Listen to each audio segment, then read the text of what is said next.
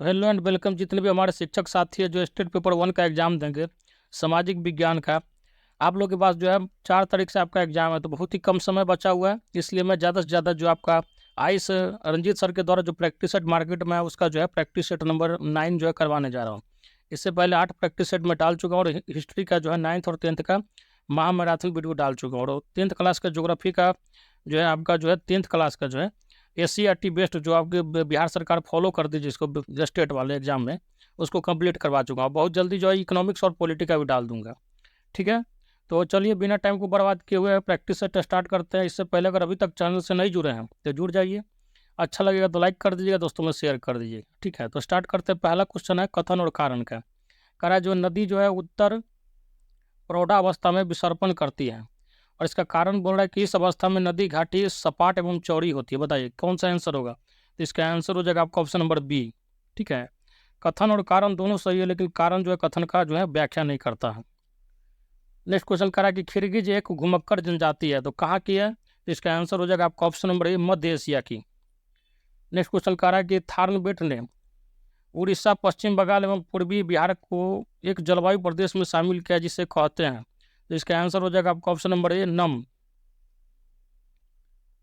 आगे जो है आपका जो है कह रहा है कि निम्न जलवायुगत आंकड़े किस नगर को प्रदर्शित करते हैं। जैसे आपका जो है औसत तापक्रम दे दिया गया है, ठीक है, अधिकतम जैसे सेंटीग्रेड में दिया गया है, ठीक है, उसके बाद जो है जनवरी में अधिकतम टेम्परेचर 31.3 सेंटीग्रेड है, और अप्रैल में 32.3, जुलाई में 29.2 सेंटीग्रेड, और अक्टूबर में 30 सेंटीग्रेड है। औसत वर्षा भी दे दिया गया है आपका, ठीक है, मंथ के हिसाब से। ठीक है, अधिकतम जो है 29.9 दिया गया है, ठीक है ना।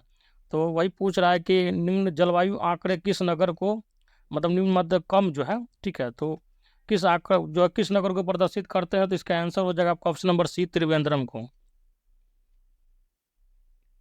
आगे कह रहा है कि गहरे समुद्र में ऊर्जा का निर्माण किसके निक्षेपण से होता है। तो इसका आंसर हो जाएगा आपका ऑप्शन नंबर डी, जैविक पदार्थों के निक्षेपण से होता है।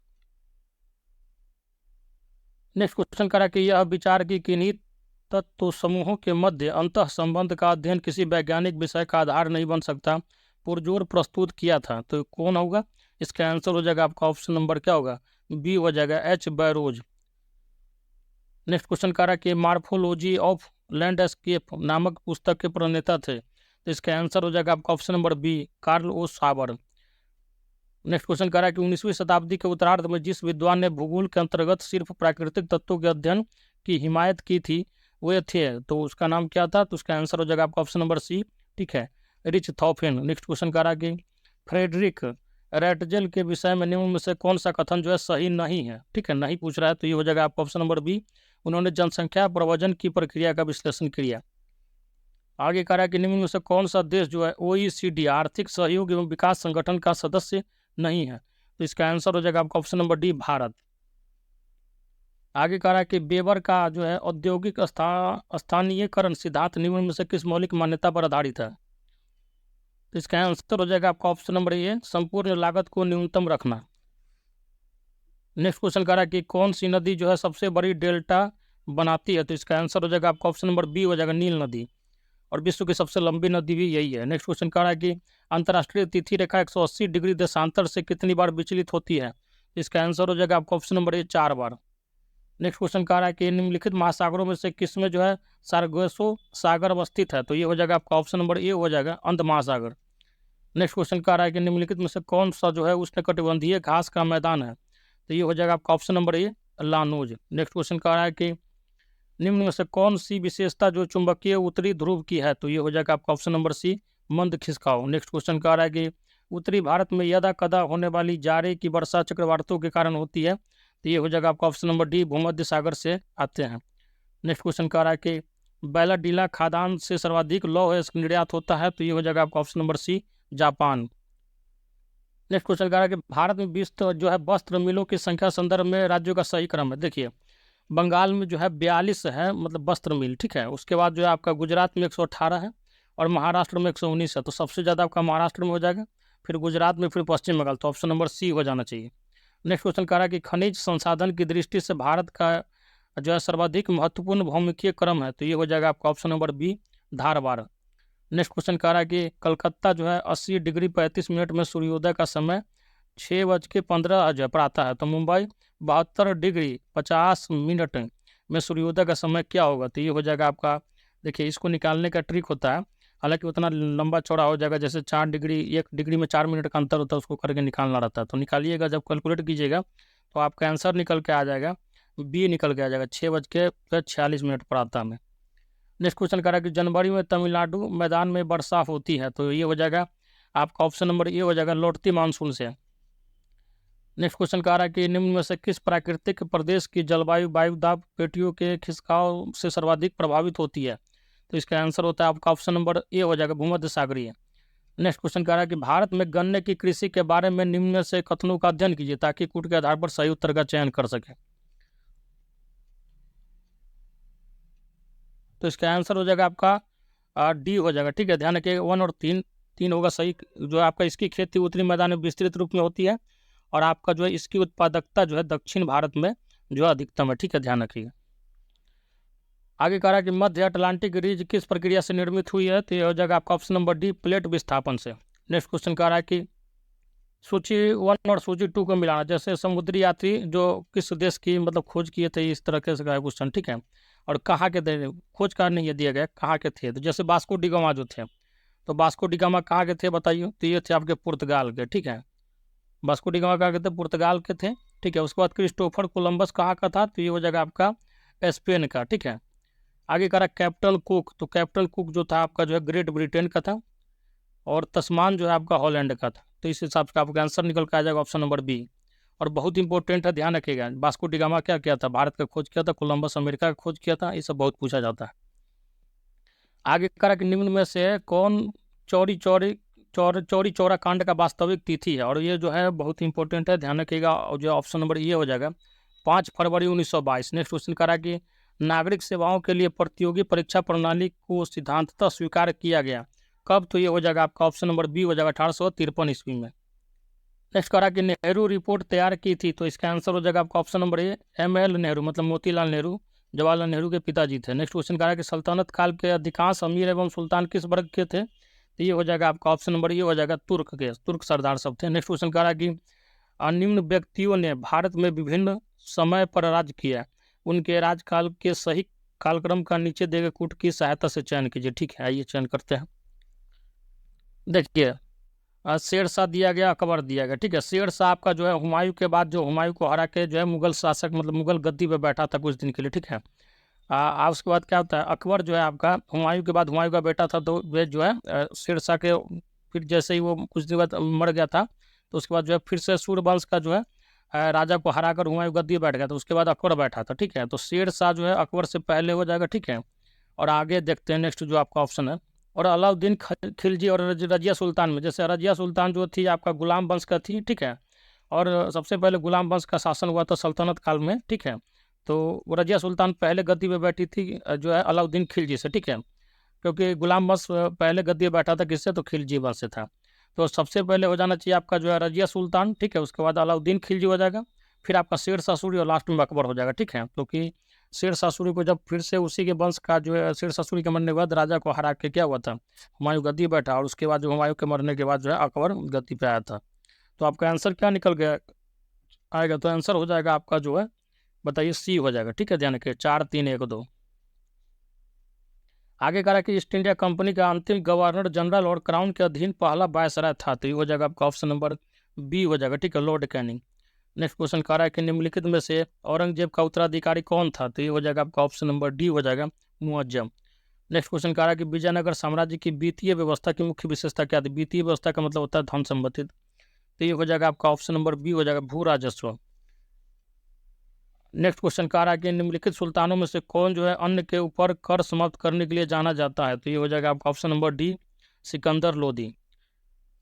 नेक्स्ट क्वेश्चन कह रहा है कि निम्नलिखित में से किस नेता ने 1906 में कलकत्ता कांग्रेस अधिवेशन की अध्यक्षता की थी? तो इसका आंसर हो जाएगा आपका ऑप्शन नंबर डी, दादा भाई नौरोजी ने। आगे कह रहा है कि जवावित्त का संबंध किससे था? तो ये हो जाएगा आपका ऑप्शन नंबर ए, राज्य कानून से। नेक्स्ट क्वेश्चन कह रहा है कि गोपाल कृष्ण गोखले ने कांग्रेस के अधिवेशन में किस वर्ष से अध्यक्षता की थी? तो ये हो जाएगा आपका 1905 में, ठीक है, 1905 में। और ये जो थे आपके महात्मा गांधी के राजनीतिक गुरु थे। ठीक है, ध्यान रखिएगा। आगे करा कि अंग्रेजों के विरुद्ध भारत छोड़ो आंदोलन की घोषणा किस वर्ष की गई, तो ये हो जाएगा आपका 1942 में।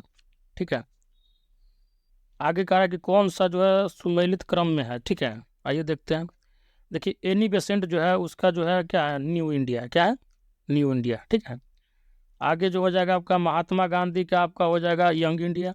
ठीक है, बाल गंगाधर तिलक का आपका हो जाता है मराठा तथा केसरी, और सुरेंद्र नाथ बनर्जी का आपका हो जाता है। ठीक है, तो ये हो जाएगा आपका जो इसमें जो सही है वो हो जाएगा आपका सी होगा। ठीक है, ध्यान रखिए, क्योंकि महात्मा गांधी का यंग इंडिया, न्यू नहीं, और एनी बेसेंट का न्यू इंडिया और कॉमनवेल्थ, दो पुस्तक है। चलिए आगे कह रहा है कि राजा राम मोहन राय द्वारा ब्रह्म समाज की स्थापना की गई थी, बहुत पूछा जाता है, इसका डेट याद रखिएगा 1828 ईस्वी में। नेक्स्ट क्वेश्चन कह रहा है कि मुस्लिम लीग द्वारा पाकिस्तान की जो स्थापना की मांग करने वाला प्रस्ताव पारित किया गया, और ये भी बहुत ज़्यादा पूछा जाता है, ध्यान रखिएगा 1940 में, 23 मार्च 1940 को मुस्लिम लीग द्वारा जो है अलग राष्ट्र का मांग किया गया था। नेक्स्ट कह रहा है कि महात्मा गांधी द्वारा व्यक्तिगत सत्याग्रह आंदोलन के लिए प्रथम सत्याग्रही किसे चुना गया था। देखिए प्रथम सत्याग्रही जो थे वो थे आपका विनोबा भावे। ठीक है, ध्यान रखिए, कौन थे, विनोबा भावे थे। हालांकि अब दूसरा और तीसरा सत्याग्रही भी पूछा जा रहा है, तो ध्यान रखिएगा उसको। नेक्स्ट कह रहा है कि भारत छोड़ो आंदोलन 1942 में किस महीने में शुरू किया गया था, तो ये आपका अगस्त में शुरू हुआ था। ठीक है, ध्यान रखिएगा 8 अगस्त को शुरू हुआ था। नेक्स्ट क्वेश्चन कह रहा है कि 1930 में सविनय अवज्ञा आंदोलन किस मुद्दे पर शुरू किया गया था, तो ये हो जाएगा आपका ऑप्शन नंबर क्या होगा, सी हो जाएगा, ब्रिटिश सरकार द्वारा अपनाया गया एक नमक एकाधिकार था। नेक्स्ट क्वेश्चन कह रहा है कि भारत सरकार अधिनियम 1935 ने समाप्त की किसको, तो ये हो जाएगा आपका ऑप्शन नंबर बी हो जाएगा, प्रांतीय द्वैत शासन व्यवस्था को। नेक्स्ट कह रहा है कि भारतीय राष्ट्रीय कांग्रेस के किस सत्र में पूर्ण स्वराज्य प्रस्ताव स्वीकार किया गया था, और ये बहुत ज़्यादा पूछा जाता है। ये हो जाएगा आपका जो है सी ऑप्शन हो जाएगा 1929 के लाहौर सत्र में, और इसकी अध्यक्षता जो थे जवाहरलाल नेहरू कर रहे थे, और रावी नदी के तट पे जो उन्होंने शपथ लिया था कि अब जो है हमको पूर्ण स्वराज चाहिए, न 10% चाहिए न 20%, हमको 100% जो है स्वराज्य चाहिए। नेक्स्ट क्वेश्चन कह रहा है कि निम्नलिखित बाजारों में से किस स्थिति में उपभोक्ता का जो है अतिरेक उपस्थित नहीं होगा, तो इसका आंसर हो जाएगा आपका ऑप्शन नंबर क्या होगा, बी हो जाएगा। ठीक है, ध्यान रखिए, प्रथम कोटि के मूल्य विभेद का एकाधिकार। नेक्स्ट कह रहा कि व्यापार की शर्तें निर्दिष्ट करती है, तो ये हो जाएगा आपका ऑप्शन नंबर क्या होगा, सी हो जाएगा, निर्यात कीमतों एवं आयात कीमतों के बीच अनुपात। नेक्स्ट क्वेश्चन कह रहा है कि भारत के किस राज्य में कॉफी की खेती सर्वाधिक क्षेत्रफल पर होती है, तो ये हो जाएगा आपका पता ही क्या होगा, तो ये हो जाएगा आपका ऑप्शन नंबर ए, कर्नाटक में जो है कॉफी और कहवा दोनों बहुत ज़्यादा होता है। ठीक है, और विश्व लेवल पे पूछा जाए तो ब्राजील होगा। ठीक है, ध्यान रखिए। नेक्स्ट कह रहा है कि आयताकार अति परिवलय वक्र की लोच बराबर है, तो इसका आंसर हो जाएगा आपका ऑप्शन नंबर ए, 1 के बराबर होता है।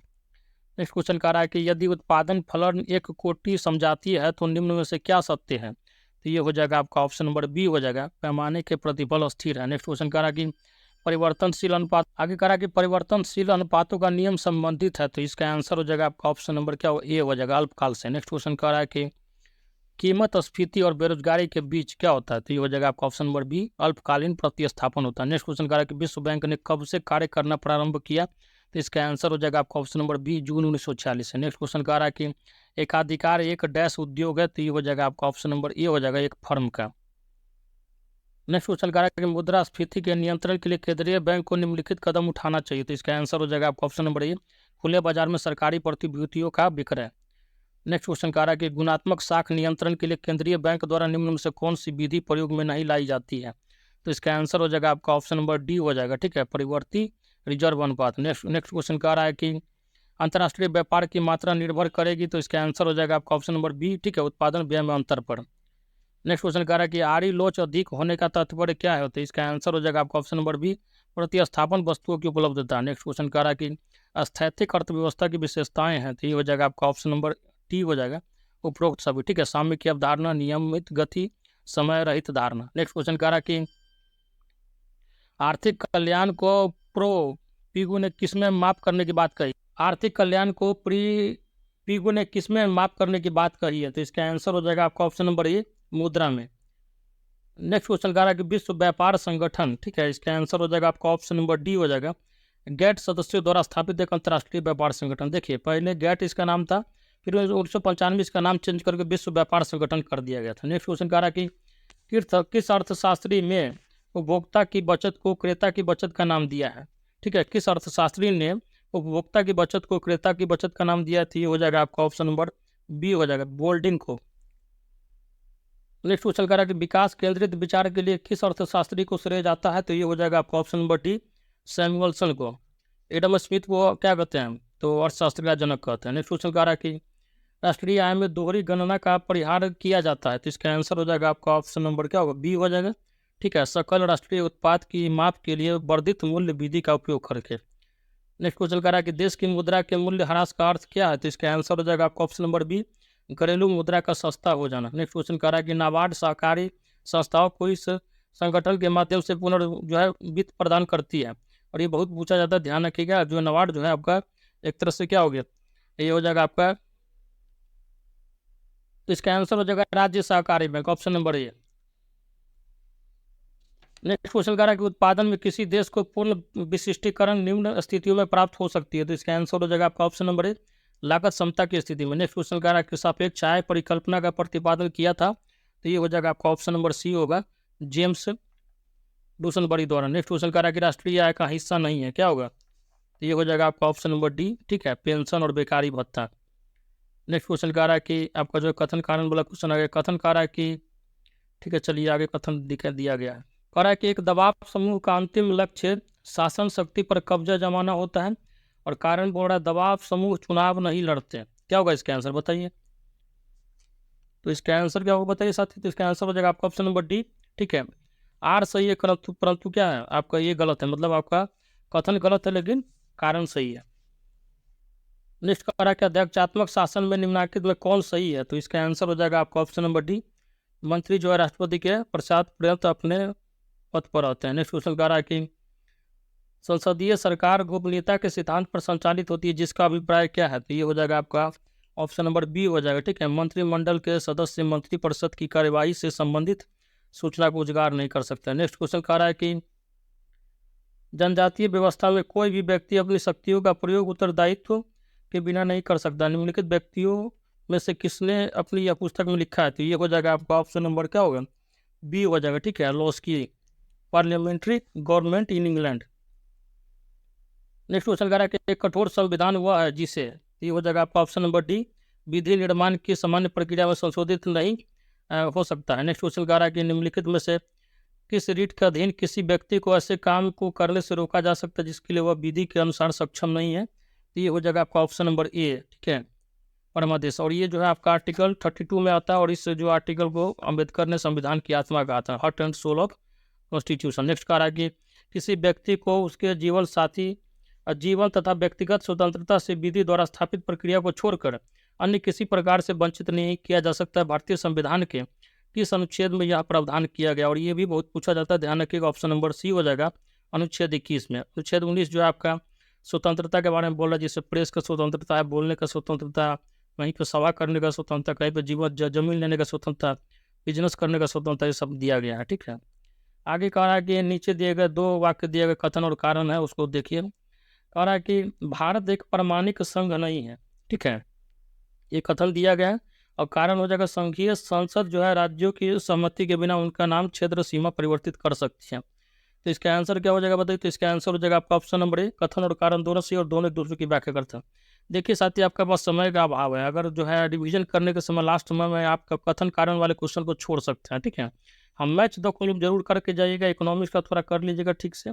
ठीक है, क्योंकि बाकी इतिहास जो है आपका ज्योग्राफी और पॉलिटी आपका सही हो जाना, थोड़ा बहुत इकोनॉमिक्स में डैमेज होगा तो उसको अच्छे से कर लीजिएगा, तो आपका जो है स्कोर बढ़िया हो जाएगा। नेक्स्ट क्वेश्चन कहा है कि निम्नलिखित में कौन सा एक सही सुमेलित नहीं है, तो कह रहा है कि संविधान का 84वां जो संशोधन है केंद्र राज्य संबंध से, तो ये जो है आपका जो है गलत है। ठीक है, ध्यान रखिएगा। नेक्स्ट क्वेश्चन कह रहा है कि राज्यसभा में राज्यों को आवंटित स्थानों के घटते क्रम में सही क्रम है, तो इसका आंसर हो जाएगा आपका, बताइए क्या होगा साथ, इसका आंसर हो जाएगा आपका सी। ठीक है, ध्यान रखिए, उत्तर प्रदेश में 31 है, महाराष्ट्र में 19 है, तमिलनाडु में 18 और बिहार में आपका 18 हो जाता है। नेक्स्ट क्वेश्चन कह रहा है कि लोकसभा सचिवालय प्रत्यक्ष पर्यवेक्षण में आता है, तो ये हो जाएगा आपका ऑप्शन नंबर डी हो जाएगा। ठीक है, ध्यान रखिएगा, लोकसभा के अध्यक्ष के। नेक्स्ट क्वेश्चन कह रहा है कि निम्नलिखित में से किस एक समिति के द्वारा भारत के संविधान में मौलिक कर्तव्यों को सम्मिलित करने की संस्तुति की गई है, तो ये हो जाएगा आपका ऑप्शन नंबर ए। ठीक है, स्वर्ण सिंह समिति 42वें संविधान संशोधन के द्वारा 1976 में जो आया था। नेक्स्ट क्वेश्चन कह रहा है कि लोक सेवाओं में न्यायपालिका का कार्यपालिका से पृथककरण सम्मिलित है, तो ये हो जाएगा आपका ऑप्शन नंबर बी हो जाएगा, राज्य के नीति निर्देशक तत्वों, और ये जो आपका भाग 4 में आता है अनुच्छेद 36 से लेकर 51 के बीच में। नेक्स्ट क्वेश्चन कह रहा है कि निम्नलिखित में से कौन सा एक नीति जो है निर्देशक तत्व गांधी के दर्शन से मिलता है? तो ये हो जाएगा आपका ऑप्शन नंबर सी होगा। ठीक है, ग्राम पंचायतों को मजबूत करना। नेक्स्ट क्वेश्चन कह रहा है कि भारतीय सर्वोच्च न्यायालय में तदर्थ न्यायाधीश नियुक्त किए जाते हैं जब, इसका आंसर क्या होगा बताइए? तो इसका आंसर हो जाएगा आपका ऑप्शन नंबर डी, न्यायालय का कोई भी सत्र गठित करने या चालू रखने के लिए न्यायाधीशों को पूर्ण उपलब्ध नहीं करता। नेक्स्ट क्वेश्चन कह रहा है कि भारत के संविधान के अनुच्छेद 352 के अधीन राष्ट्रपति द्वारा आपात उद्घोषणा की जा सकती है। तो ये हो जाएगा आपका ऑप्शन नंबर सी हो जाएगा। ठीक है, मंत्रिपरिषद के लिखित परामर्श पे। नेक्स्ट क्वेश्चन कह रहा है कि लोकसभा में किसी विधेयक पर आम बहस किस स्तर पर होती है? तो ये हो जाएगा आपका ऑप्शन नंबर क्या होगा? बी आंसर हो जाएगा इसके अप्रोप्रिएट द्वितीय वाचन के समय। नेक्स्ट क्वेश्चन कह रहा है कि किस मामले में अमेरिकी संघीय व्यवस्था भारतीय संघ व्यवस्था के समान है? तो इसका आंसर हो जाएगा साथी आपका ऑप्शन नंबर सी हो जाएगा। ठीक है, ध्यान रखिएगा तीन जो है न्यायपालिका की स्थिति में जो भारत मोटा मोटी न्यायपालिका और मौलिक कर्तव्य मौलिक अधिकार जो है आपका जो है न्यायिक पुनरावलोकन ये सब जो है अमेरिका के संविधान से लिया गया, इसलिए दोनों का लगभग मिलता जुलता है। नेक्स्ट क्वेश्चन कह रहा है कि भारतीय और अमेरिकी संघवाद में जिस एक बिंदु पर समानता पाई जाती है तो वो क्या है? तो हो जाएगा आपका ऑप्शन नंबर क्या होगा? सी हो जाएगा। ठीक है, कुछ मामलों में समवर्ती न्याय प्रभुत्व का प्रावधान है। नेक्स्ट क्वेश्चन कह रहा है कि निम्न में से किस कमेटी ने यह प्रस्ताव रखा था कि पंचायती राज व्यवस्था के चुनाव पार्टी लाइन पर किए जाते हैं? तो ये हो जाएगा आपका ऑप्शन नंबर बी हो जाएगा। ठीक है, ध्यान रखिएगा अशोक मेहता कमेटी। देखिए 2 कमेटी आया था पंचायती राज्य के लिए, एक हो जाएगा बलवंत राय, तो वो था त्रिस्तरीय, और अशोक मेहता जो है 2 स्तरीय था। ठीक है, ध्यान रखिए। कह रहा है कि निम्नलिखित में से कौन सा एक जो है समवर्ती सूची का विषय? समवर्ती मतलब होता है जो सूची केंद्र और राज्य दोनों के अंतर्गत आता है, जिसमें दोनों पैसा इन्वेस्ट करती है और जिसका जो आउटपुट आता है दोनों लेती है। तो ये हो जाएगा आपका ऑप्शन नंबर बी हो जाएगा। ठीक है, आपराधिक मामले। नेक्स्ट क्वेश्चन कह रहा है कि निम्नलिखित सूची 1 को सूची 2 से मिलाना है।